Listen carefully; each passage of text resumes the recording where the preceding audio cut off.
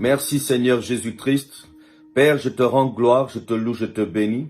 Merci Seigneur pour l'occasion que tu nous donnes ce matin de partager ta parole afin que, ô Saint des Saints, que toutes les personnes qui se perdent dans la voie des ténèbres, Seigneur, puissent entendre ta parole, que ta lumière luise et que les ténèbres disparaissent et que la connaissance, la révélation du salut soit révélée à chaque personne et que la mort, disparaît et que la vie règne au nom de Jésus-Christ.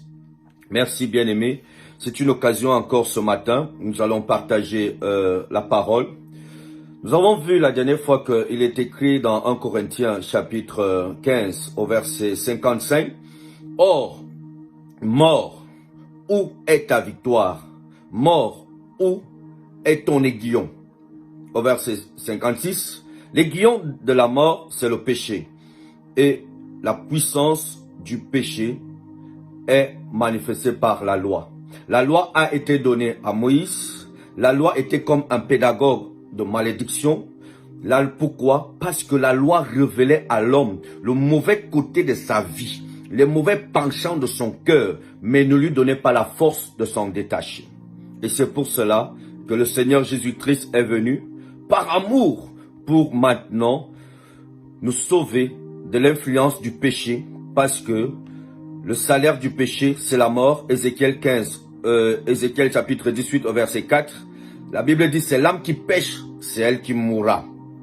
Et Jérémie chapitre 6 au verset 19, la Bible dit, écoute terre, retiens bien que je fais venir le malheur sur ce peuple. Ce sera le fruit de ses pensées, car ils n'ont pas fait attention à mes paroles et ils ont méprisé mes instructions. Alors, nous voyons un principe. La Bible parle dans Éphésiens chapitre 4 à partir du verset 14. Il parle du fait que c'est un peuple qui est assis dans les ténèbres. Ils ont l'intelligence obscurcie. Ils sont voilés de Dieu. Ils n'ont aucune conscience qui les élève vers Dieu. Pourquoi? Parce que à cause du péché d'un seul, Adam et Ève, la Bible dit que la mort a régné sur tous les hommes.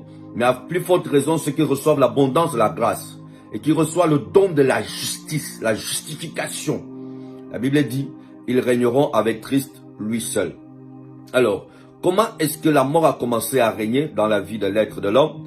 Quand Adam a péché, ce qui s'est passé, il s'est retrouvé qu'il était dépouillé de la gloire de Dieu, donc il était nu. Et Dieu vient dans le jardin et dit, Adam, Adam, où es-tu? Je ne te vois plus. Qui est la voie de la restitution, qui emmène l'homme par le principe de l'Amed, l'enseignement divin, qui veut réconcilier l'homme avec son Créateur. Et alors, où es-tu? En hébreu, ça veut dire Eyeka, ou Y-K-A, Yeka, qui veut dire frapper. Le verbe frapper, ainsi utilisé en hébreu, veut tout simplement dire je m'introduirai de force où que tu sois. Si tu ne réponds pas, je la fracasserai. Donc Dieu dit, je suis l'époux céleste, j'ai été créé pour ma gloire. J'ai été créé pour que tu sois la manifestation de ma vie et de ma gloire sur la terre et que tu révèles ma gloire. Et c'est ainsi que Dieu dit, créons l'homme à notre image, à notre ressemblance. Formons l'homme. Donc Dieu dit, je mets mon information dans l'homme. Et cette information, c'est le but pour lequel Jésus lui-même dit dans Hébreux chapitre 1, à partir du verset 3, il dit, ô Père, tu m'as formé un corps pour faire ta volonté. C'est le même principe que Dieu nous a formé un corps. Le mot corps, ça veut dire, en hébreu, tout simplement, ça donne la signification d'une information, mais qui est cachée au travers de l'homme. Donc, ça veut dire bassar. Mais dans le mot bassar vient le mot basora. Basora qui veut dire une bonne nouvelle. Mais cette bonne nouvelle, Dieu dit, je t'ai formé un corps pour que tu révèles le mystère de l'intelligence de Christ au travers de ta vie sur la terre. Donc, ta vie, si je t'ai donné un corps, c'est pour révéler une bonne nouvelle. Et cette bonne nouvelle, c'est des bonnes œuvres pour lesquelles Dieu t'a créé. Et il nous a créés pour de bonnes œuvres. Dans Jérémie 11 au verset 29, la Bible dit que Dieu nous a formés et il a mis en nous des projets de bonheur et d'espérance et de vie et de joie. Et non un programme de mort. Mais d'où est venue la mort? La mort est venue au travers du péché. Et c'est ainsi qu'il dit à Adam, où es-tu? Aujourd'hui, le Seigneur est en train de te dire, où es-tu? Malgré le temps de confinement. Pourquoi ce temps de confinement? Chacun est en train de fuir la mort. Chacun est en train de fuir quelque part un esprit de mort, quelque chose qui est invisible, mais une arme qui cherche simplement à frapper. On ne sait par quel moyen elle passe, par quel moyen elle vient, elle n'est pas visible. Et comment échapper à cela? Le seul moyen d'échapper à cela, c'est celui qui a vaincu la mort, Jésus-Christ. Si j'assimile et que j'intègre Jésus-Christ dans ma vie, il a été sacrifié pour que moi je ne meure plus, pour que la mort n'ait plus d'influence dans ma vie. C'est pour ça qu'il dit que le dernier ennemi, c'est la mort. Mais pour vaincre cet ennemi de la mort, il faut avoir Jésus-Christ dans ma vie. Et c'est pour ça qu'il dit, Adam, où es-tu? En d'autres termes, ça veut dire Eyeka. En d'autres termes, ça veut dire je frappe à la porte.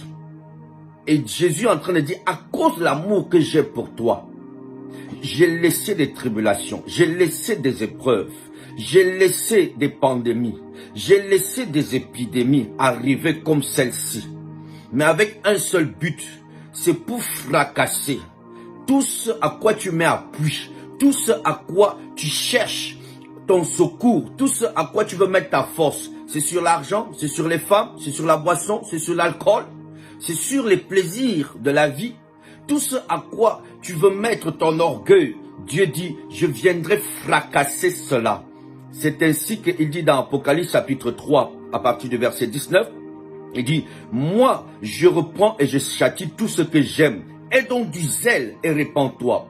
Voici, je me tiens à la porte et je frappe. Si quelqu'un entend ma voix et ouvre la porte, j'entrerai chez lui et je souperai avec lui. Donc Dieu dit, je me tiens à la porte et je frappe. Voici, je châtie, non pour te tuer, mais pour que tu prennes conscience de ton état de perdition, pour que tu prennes conscience de ton état d'égarement, que tu prennes conscience du salaire du péché qui est en train de noyer ta vie. Parce que la mort poursuit là où il y a le péché. Ce qui donne accès à la mort d'entrer dans la vie de quelqu'un, c'est le péché. Et c'est pour cela, si nous devons prendre conscience aujourd'hui, comment vaincre le péché, c'est de s'identifier à celui qui est mort et ressuscité pour nous. Et c'est ainsi que nous allons donc vivre, non plus pour nous-mêmes, mais commencer à vivre pour lui. Il dit dans Ésaïe 53, à partir du verset 6, il dit, nous étions tous errants comme des brebis, chacun suivait sa propre voie. Et l'Éternel a fait retomber sur lui l'iniquité de nous tous, dont la mort qui était sur nous tous. Il a plu à l'Éternel de le briser par la souffrance, après avoir livré sa vie en sacrifice pour le péché. Donc Jésus-Christ a été sacrifié pour le péché afin que les guillons de la mort ne puissent plus atteindre là où Jésus réside. Mais Jésus veut résider en nous. Parce que la Bible parle dans 1 Corinthiens chapitre 6 au verset 19. Il dit, ne savez-vous pas? En d'autres termes, ne l'oublie jamais. Il dit, ne savez-vous pas que votre corps est le temple du Saint-Esprit que vous avez reçu de Dieu et vous ne vous appartenez point à vous-même. Donc ça veut dire, si j'accepte le Seigneur Jésus-Christ, il envoie son esprit à l'intérieur de mon esprit et il réside en moi. Et lui qui a vaincu la mort, c'est ainsi que les guillons de la mort ne peuvent plus m'atteindre parce qu'il vient effacer mes péchés et toute condamnation. Et le seul moyen, c'est de donner sa vie au Seigneur Jésus-Christ. Comme il dit dans Galates chapitre 5 au verset, chapitre 4 au verset 6. Et il dit, à partir du verset 5, afin qu'il racheta ceux qui étaient sous la loi, afin que nous ressuscions l'adoption. Et parce que vous êtes fils, Dieu a envoyé dans nos cœurs l'esprit de son fils, lequel crie Abba Père. Ainsi, tu n'es plus esclave, mais tu es devenu fils. Ça veut dire quand j'accepte le Seigneur Jésus-Christ comme Seigneur et Sauveur, c'est ainsi qu'il vient donc intégrer ma vie. Et quand je dis Père, le Père ne me voit pas, mais le Père voit son Fils et le Père glorifie toujours son Fils.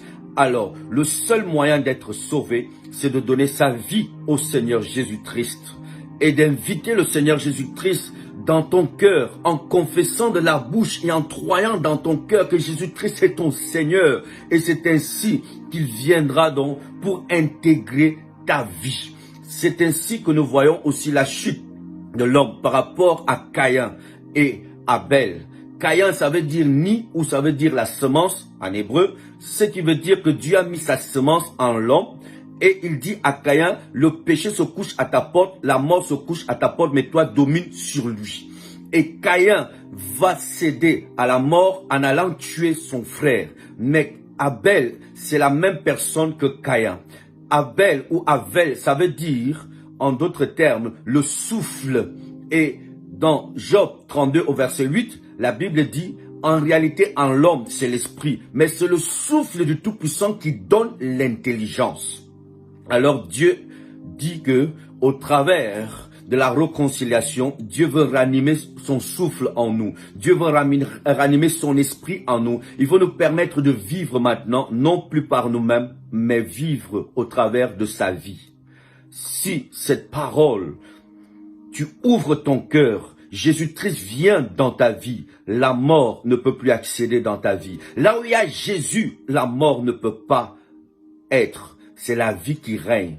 Et ce matin, je t'exhorte, mon frère, de ouvrir ton cœur au Seigneur Jésus-Christ et que la vie de Dieu entre en toi. Laisse que la vie de Dieu intègre ta vie. Que le Seigneur Jésus touche ton cœur ce matin afin que tu sois réconcilié avec lui et que tu sors du séjour des morts et que la vie de Dieu puisse régner en toi. Et c'est ainsi, tu vas vaincre et les guillons de la mort n'aura plus d'effet au niveau de ta vie. Parce que le péché aura disparu à cause du sang de Jésus-Christ. Reçois la grâce, je te bénis mon frère, toi qui écoutes cette parole, que la grâce et la faveur de Dieu te localisent ce matin au nom de Jésus-Christ et que le salut couvre ta vie. Merci Seigneur Jésus, au nom de Jésus-Christ vous êtes bénis, Amen.